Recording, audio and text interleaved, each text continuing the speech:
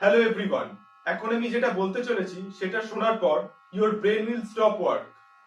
অর্থাৎ পৃথিবীর রেডিয়াস হয় 6371 kilometre.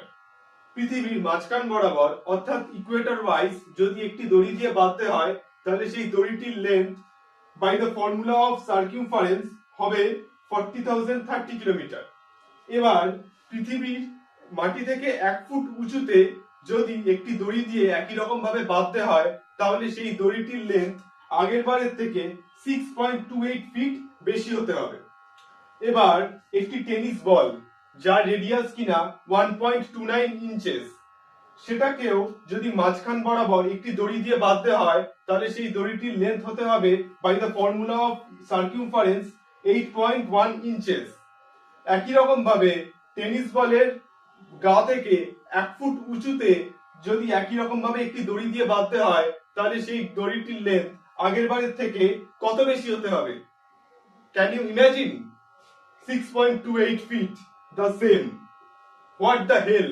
Because whatever be the radius, আমি যদি প্রথমবারের রেডিয়াসকে r ফিট দিয়ে ডিনোট করি and second time 1 ফিট বাড়ানোর পরে রেডিয়াসটা r প্লাস 1 ফিট হবে, তাহলে প্রথমবারের সার্কিউমফারেন্স ছিল আমার 2 পাই r and নতুন সার্কিউমফারেন্স হয়েছে আমার 2 pi r plus 1। What is their difference? তাহলে তাদের ডিফারেন্স হচ্ছে 2 পাই কমন নিলে r প্লাস 1 মাইনাস r, আর কেটে যাবে, মানে 2 পাই ফিট। 2 পাই ফিট মানে 6.28 ফিট, যেখানে কিনা r এর কোনো নামগন্ধও নেই। অর্থাৎ r এর কি ভ্যালু তার উপর এটা কোনো মতে ডিপেন্ডই করছে না।